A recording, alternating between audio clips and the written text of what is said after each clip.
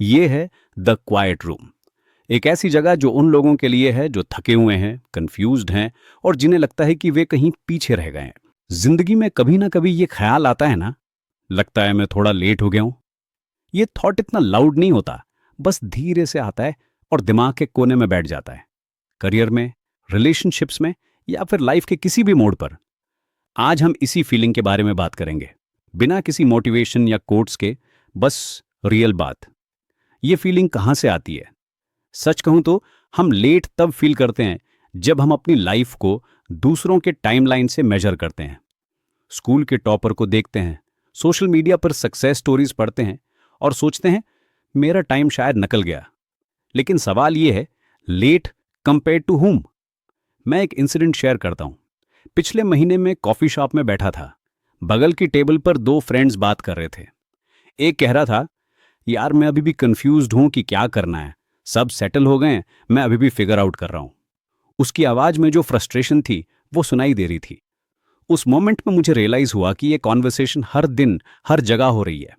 सच ये है कि कोई यूनिवर्सल टाइमलाइन होती ही नहीं है, बस कंपैरिजन होता है। हमारे सोसाइटी में एक इनविजिबल प्रेशर होता है, 25 तक सेटल हो जाओ, 30 तक मैरिड हो जाओ, 35 तक सक्सेसफुल हो जाओ। लेकिन ये सब कौन डिसाइड करता है? कौन सा मैनुअल है जो कहता है कि 25 में करियर क्लियर होना चाहिए? कौन सा रूल बुक है जो डिफाइन करता है कि 30 में लाइफ सॉर्टेड होनी चाहिए? ये प्रेशर कहाँ से आती है? बचपन से ही हमें एक पर्टिकुलर पैटर्न फॉलो करने के लिए कहा जाता है। स्कूल में हमें बताया जाता है कि अच्छे मार्क्स लाओ, अच्छा कॉलेज मिलेगा, कॉलेज में कहते हैं अच्छी जॉब लगेगी, जॉब में कहते हैं प्रमोशन मिलेगा, और ये सब एक फिक्स्ड केज तक होना चाहिए, जैसे लाइफ एक असेंबली लाइन हो। लेकिन रियलिटी ये है कि हर पर्सन का डेवलपमेंट अलग होता है। कोई अर्ली ब्लूमर होता है, कोई लेट ब्लूमर। दोनों वैलिड हैं, दोनों नेचुरल हैं। फिर भी हम सिर्फ अर्ली ब्लूमर्स को सेलिब्रेट करते हैं, यंग एंटरप्रेन्योर्स को फीचर करते हैं, यंग अचीवर्स को हाईलाइट करते हैं। लेट ब्लूमर्स की स्टोरीज कम सुनाई देती। सोशल मीडिया का रोल भी बहुत बड़ा है इस फीलिंग में। हम स्क्रॉल करते हैं और देखते हैं सब सेटल हो रहे हैं और मैं। लेकिन एक बात जो हम भूल जाते हैं, हम सिर्फ हाईलाइट देख रहे होते हैं, पूरी कहानी नहीं। उस सक्सेसफुल एंटरप्रेन्योर के बिहाइंड द सीन स्ट्रगल्स नहीं दिखते, उस हैप्पी कपल के रफ पैचेस नहीं दिखते। सोशल मीडिया की साइकोलॉजी समझना जरूरी है। लोग अपनी बेस्ट मोमेंट्स शेयर करते हैं, vacation photos, promotion announcements, happy celebrations. कोई अपना मंडे मॉर्निंग डिप्रेशन शेयर नहीं करता, कोई अपने फाइनेंशियल स्ट्रगल्स पोस्ट नहीं करता, कोई अपने रिलेशनशिप प्रॉब्लम्स अपडेट नहीं करता। तो जो पिक्चर बनती है वो इनकम्प्लीट होती है। मैंने एक रिसर्च पढ़ी थी जिसमें बताया गया था कि ये सोशल मीडिया यूसेज और कंपैरिजन टेंडेंसी में डायरेक्ट कोरिलेशन होता है। जितना ज्यादा हम स्क्रॉल करते हैं उतना ज्यादा हम कंपेयर करते हैं, और जितना ज्यादा कंपेयर करते हैं उतना ज्यादा इनएडिक्वेट फील करते हैं। रियल लाइफ लीनियर नहीं होती। स्कूल से कॉलेज, कॉलेज से जॉब, जॉब से सक्सेस, ऐसा सिर्फ प्रेजेंटेशंस में होता है। रियलिटी में ब्रेक्स होते हैं, रॉन्ग टर्न्स होते हैं, कंफ्यूजन होता है, और ये सब नॉर्मल है। ये सब नॉर्मल है। मैं अपना एग्जाम्पल देता हूं। मैंने भी ट्रेडिशनल पाथ फॉलो नहीं किया। इंजीनियरिंग की, फिर लगा कि ये मेरा फील्ड नहीं है। कुछ टाइम बिजनेस में ट्राई किया, वो भी वर्क नहीं किया। फिर राइटिंग में आया। लोगों ने कहा इतना टाइम वेस्ट क्यों किया? लेकिन मैं जानता था कि वो टाइम वेस्ट नहीं था, वो एक्सप्लोरेशन था, वो लर्निंग था। हर रॉन्ग टर्न से कुछ ना कुछ सीखा। इंजीनियरिंग से लॉजिकल थिंकिंग आई, बिजनेस से प्रैक्टिकल अप्रोच आई, और जब राइटिंग में आया तो सब कुछ कनेक्ट हो गया। अगर मैं डायरेक्टली राइटिंग में आ जाता तो शायद इतना डेप्थ नहीं होता। एज ब्लशर मोस्टली सोसाइटी का नॉइस होता है, रियलिटी नहीं। तुम्हारी लाइफ तुम्हारी है, स्पीड भी तुम्हारी होनी चाहिए। कोई कह रहा है 25 में सक्सेसफुल होना चाहिए, कोई कह रहा है 30 में। लेकिन सक्सेस का डेफिनेशन भी तो अलग अलग होता है ना। सक्सेस को डिफाइन करना भी जरूरी है। कुछ लोगों के लिए सक्सेस का मतलब मनी है, कुछ के लिए फेम है, कुछ के लिए स्टेबिलिटी है, कुछ के लिए फ्रीडम है, कुछ के लिए सेटिस्फैक्शन है।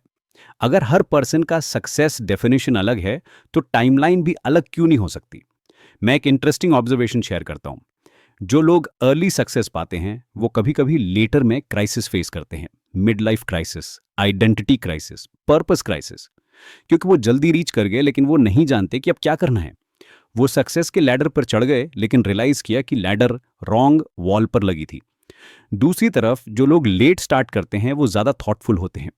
वो जानते हैं कि वो क्यों ये कर रहे हैं, वो क्लियर होते हैं अपने मोटिवेशंस के बारे में, वो डेलिब्रेट चॉइसेस करते हैं, इम्पल्सिव नहीं। लेट स्टार्ट का एक साइलेंट एडवांटेज होता है। जब तुम थोड़ा मैच्योर होके कुछ स्टार्ट करते हो तो ज़्यादा अवेयर होते हो, इम्पल्सिव डिसीजंस कम लेते हो, ज़्यादा ग्राउंडेड होते हो। 20s में जो मिस्टेक्स करते 30s में वो नहीं करते। एक्सपीरियंस का फ़ायदा होता है।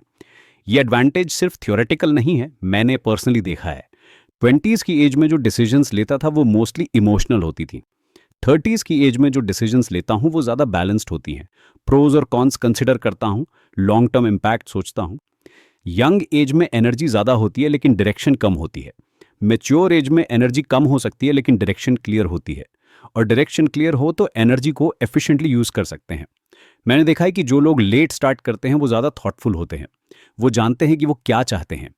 यंग एज में जो कन्फ्यूजन होता है वो कम होता है, क्लियर विजन होता है। ये क्लैरिटी कहाँ से आती है? लाइफ एक्सपीरियंस से, मिस्टेक से, फेलियर से, ऑब्जर्वेशन से। जब आप डिफरेंट थिंग्स ट्राई करते हैं तो आप जानते हैं कि क्या वर्क करता है और क्या नहीं। आप अपनी स्ट्रेंथ्स और वीकनेसेस को बेटर अंडरस्टैंड करते हैं। हाँ, सेल्फ डाउट होता है कि अभी टाइम है, क्या मैं कर पाऊंगा, लोग क्या कहेंगे। ये क्वेश्चंस गलत नहीं हैं। गलत तब होता है जब हम इनके वजह से कुछ स्टार्ट ही नहीं करते। सेल्फ डाउट नेचुरल है। कोई भी न्यू वेंचर स्टार्ट करता है तो डाउट होता है।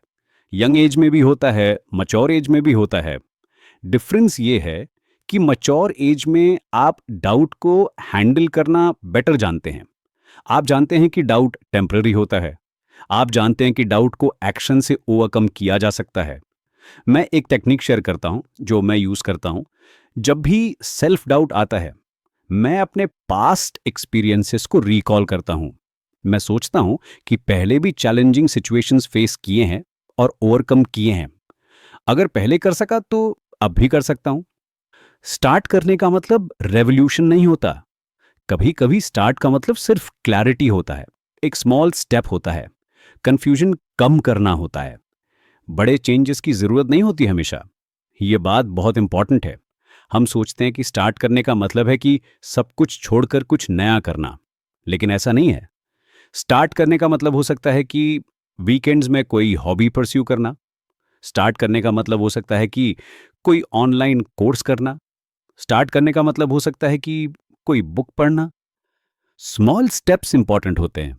वो मोमेंटम क्रिएट करते हैं, वो कॉन्फिडेंस बिल्ड करते हैं, वो क्लैरिटी प्रोवाइड करते हैं और ग्रेजुअली वो बिग चेंजेस में कन्वर्ट हो जाते हैं। मैं एक स्टोरी शेयर करता हूं। एक लेडी थी जिसने 45 की एज में पेंटिंग स्टार्ट की। लोगों ने कहा, अब क्या फायदा। आज वो रिनाउंड आर्टिस्ट है। उसका कहना है कि अगर वो 25 में स्टार्ट करती तो शायद इतना पेशेंस नहीं होता। लाइफ एक्सपीरियंस ने उसकी आर्ट को डेप्थ दिया। उस लेडी का नाम था मिसेस शर्मा। वो एक हाउसवाइफ थी। बच्चे बड़े हो गए थे, हस्बैंड रिटायर हो गया था। वो फील कर रही थी कि अब क्या करना है। एक दिन उसने अपने नेबरहुड में एक आर्ट क्लास का पोस्टर देखा। उसने सोचा, क्यों ना ट्राई करूं। पहले दिन जब वो क्लास में गई तो सब यंग स्टूडेंट्स थे। उसे लगा कि वो फिट नहीं कर रही, लेकिन टीचर ने उसे एनकरेज किया। धीरे धीरे उसे पेंटिंग में इंटरेस्ट आने लगा। वो घर पर भी प्रैक्टिस करने लगी। शुरू में उसकी पेंटिंग्स बेसिक थी, लेकिन वो कंसिस्टेंट रही। हर दिन कुछ ना कुछ पेंट करती। धीरे धीरे इंप्रूवमेंट आने लगा। उसकी लाइफ एक्सपीरियंस उसकी पेंटिंग्स में रिफ्लेक्ट होने लगी। वो अपने इमोशंस को कैनवस पर एक्सप्रेस करने लगी। आज उसकी पेंटिंग्स गैलरीज में डिस्प्ले होती हैं। लोग उसकी आर्ट को अप्रिशिएट करते हैं। वो कहती है कि अगर वो यंग एज में पेंटिंग स्टार्ट करती तो शायद टेक्निकल स्किल्स ज्यादा होती, लेकिन इमोशनल डेप्थ नहीं होती। अनदर एग्जाम्पल, एक जेंटलमैन ने 50 की एज में कुकिंग क्लासेस ज्वाइन किए। फैमिली ने मजाक उड़ाया। आज वो सक्सेसफुल फूड ब्लॉगर हैं। उनका कहना है कि यंग एज में वो सिर्फ करियर के पीछे भाग रहे थे, अब वो पैशन फॉलो कर सके। उनका नाम था मिस्टर गुप्ता। वो एक बैंकर थे। 50 की एज तक सिर्फ नंबर्स और स्प्रेडशीट्स देखते रहे। रिटायरमेंट के बाद उन्हें लगा कि अब क्या करना है। वाइफ ने सजेस्ट किया कि कुकिंग सीखें। पहले तो उन्होंने मना कर दिया, ये लेडीज का काम है। लेकिन फिर उन्होंने सोचा कि ट्राई करने में क्या हर्ज है। पहले दिन जब वो कुकिंग क्लास में गए तो मोस्टली लेडीज थीं। उन्हें ऑकवर्ड लगा, लेकिन टीचर ने सबको वेलकम किया। धीरे धीरे उन्हें कुकिंग में इंटरेस्ट आने लगा। वो घर जाकर प्रैक्टिस करने लगे। फैमिली को सरप्राइज हुआ कि उनका खाना इतना टेस्टी है। फ्रेंड्स को भी बताया तो वो भी इंप्रेस्ड हुए। धीरे धीरे उन्होंने सोशल मीडिया पर अपनी रेसिपीज शेयर करना स्टार्ट किया। आज उनके फूड ब्लॉग के थाउजेंड्स ऑफ फॉलोअर्स हैं। वो कुकिंग वर्कशॉप्स कंडक्ट करते हैं। वो कहते हैं कि यंग एज में वो सिर्फ करियर फोकस थे, अब वो अपना पैशन परस्यू कर सके। और इस एज में वो ज़्यादा पेशेंट हैं, ज़्यादा एक्सपेरिमेंटल हैं। ये स्टोरीज एक्सेप्शनल नहीं है। ऐसे हजारों एग्जाम्पल्स हैं जहां लोगों ने लेट स्टार्ट किया और सक्सेसफुल हुए। लेकिन सक्सेस का मतलब सिर्फ फेम या मनी नहीं होता। कभी कभी सक्सेस का मतलब सिर्फ सेटिस्फैक्शन होता है। जूलिया चाइल्ड ने लेट 30s में कुकिंग स्टार्ट की। उनकी कुकबुक 50 की एज में पब्लिश हुई। वीरा वैंग ने 40 की एज में फैशन डिजाइनिंग स्टार्ट की। सैमुअल एल जैक्सन को 40 की एज के बाद रिकॉग्निशन मिली। ये सब लेट ब्लूमर्स हैं जो आज वर्ल्ड फेमस हैं। लेकिन फेमस होना जरूरी नहीं। मैं एक और एग्जांपल देता हूं। मेरे एक अंकल हैं जिन्होंने 60 की एज में गार्डनिंग स्टार्ट की। वो कोई फेमस गार्डनर नहीं बने, लेकिन उनकी लाइफ में जो सेटिस्फैक्शन आई वो प्राइसलेस है। वो कहता है कि प्लांट्स के साथ टाइम स्पेंड करना उन्हें पीस देता है। लेट स्टार्ट का एक और एडवांटेज है, आप रियलिस्टिक एक्सपेक्टेशंस रखते हैं। यंग एज में जो अनरियलिस्टिक ड्रीम्स होते हैं, मैच्योर एज में वो ग्राउंडेड होते हैं। आप जानते हैं कि क्या पॉसिबल है और क्या नहीं। ये रियलिस्टिक अप्रोच एक्चुअली हेल्पफुल होता है। आप प्रैक्टिकल गोल सेट करते हैं, आप स्टेप बाय स्टेप अप्रोच अपनाते हैं। आप ओवरनाइट सक्सेस की एक्सपेक्टेशन नहीं रखते, आप प्रोसेस को एंजॉय करते हैं, सिर्फ आउटकम पर फोकस नहीं करते। यंग एज में हम सोचते हैं कि हम वर्ल्ड को चेंज कर देंगे, मैच्योर एज में हम सोचते हैं कि हम अपनी वर्ल्ड को बेटर बना सकते हैं। दोनों वैलिड हैं, लेकिन दूसरा ज्यादा अचीवेबल है। सोसाइटी का प्रेशर इग्नोर करना आसान नहीं होता, लेकिन रिमेंबर करना होगा कि हर पर्सन का जर्नी अलग होता है। कोई स्ट्रेट लाइन में जाता है, कोई जिगजैग में, दोनों वैलिड हैं। सोसाइटी का प्रेशर कैसे हैंडल करें? पहली बात, अपने इनर सर्कल को स्ट्रांग बनाएं।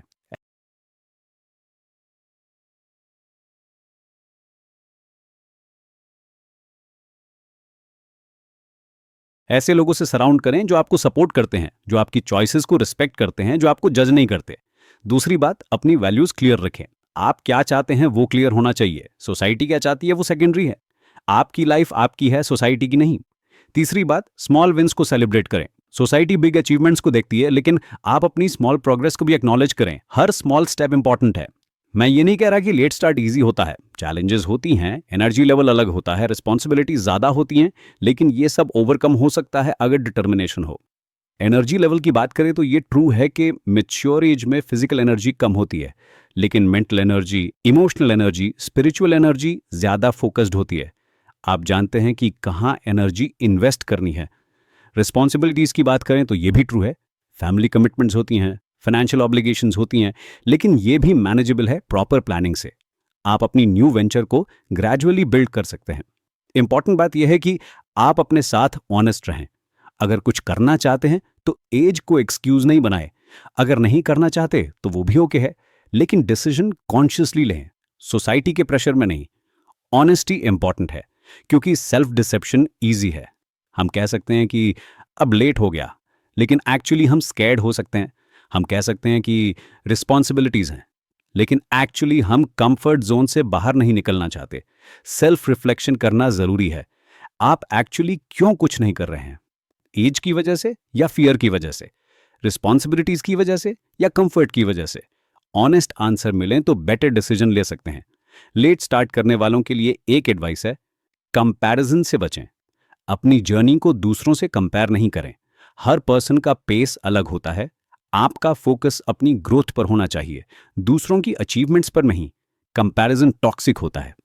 ये हैप्पीनेस को किल करता है, ये मोटिवेशन को डिस्ट्रॉय करता है, ये सेल्फ कॉन्फिडेंस को डैमेज करता है। बेहतर है कि अपनी येस्टरडे से अपनी टुडे को कंपेयर करें। प्रोग्रेस ट्रैकिंग का हेल्दी वे ये है कि आप अपने माइलस्टोन सेट करें, आप अपनी अचीवमेंट्स को डॉक्यूमेंट करें, आप अपनी लर्निंग को रिकॉर्ड करें। यह आपको मोटिवेशन देगा और क्लैरिटी भी। पेशेंस भी जरूरी है। लेट स्टार्ट का मतलब ये नहीं कि रिजल्ट्स भी लेट आएंगे। कभी कभी एक्सपीरियंस की वजह से रिजल्ट्स जल्दी भी आ सकते हैं, लेकिन एक्सपेक्टेशंस रियलिस्टिक रखें। पेशेंस डेवलप करना स्किल है। हमारी जनरेशन इंस्टेंट ग्रेटिफिकेशन की आदी है। हम चाहते हैं कि सब कुछ फास्ट हो, लेकिन गुड थिंग्स टाइम लेती हैं। क्वालिटी टाइम लेती है, मास्टरी टाइम लेती है। रिसर्च भी ये बताती है कि late career changes often positive emotional outcomes देती हैं। जो लोग मैच्योर एज में करियर चेंज करते हैं वो ज़्यादा सेटिस्फाइड होते हैं अगर उनके पास प्रॉपर सपोर्ट और रिसोर्सेज हों। सपोर्ट सिस्टम भी इंपॉर्टेंट है। फैमिली और फ्रेंड्स का सपोर्ट मिले तो अच्छा है, नहीं मिले तो भी चलेगा। अपने ऊपर बिलीव करना सबसे ज़रूरी है। सपोर्ट सिस्टम कैसे बिल्ड करें? पहले अपने एग्जिस्टिंग नेटवर्क को इवैल्यूएट करें। कौन आपको सपोर्ट करता है, कौन आपको डिस्करेज करता है। सपोर्टिव लोगों के साथ ज्यादा टाइम स्पेंड करें। दूसरे, न्यू कनेक्शंस बनाएं। अपने फील्ड में जो लोग हैं उनसे कनेक्ट करें। ऑनलाइन कम्युनिटीज ज्वाइन करें, वर्कशॉप्स अटेंड करें, नेटवर्किंग इवेंट्स में जाएं। तीसरे, मेंटर फाइंड करें। कोई ऐसा पर्सन जो आपकी फील्ड में एक्सपीरियंस्ड हो, जो आपको गाइड कर सके, जो आपकी मिस्टेक्स से बचा सके। फाइनेंशियल प्लानिंग भी कंसिडर करनी होगी। लेट स्टार्ट में फाइनेंशियल रिस्क ज्यादा होते हैं क्योंकि रिकवरी टाइम कम होता है, लेकिन ये भी मैनेजेबल है प्रॉपर प्लानिंग से। फाइनेंशियल प्लानिंग का मतलब ये नहीं कि आप रिस्क ही ना लें, मतलब यह है कि कैलकुलेटेड रिस्क लें, इमरजेंसी फंड रखें, मल्टीपल इनकम सोर्सेज डेवलप करें, ग्रेजुअल ट्रांजिशन प्लान बनाएं। हेल्थ फैक्टर भी है।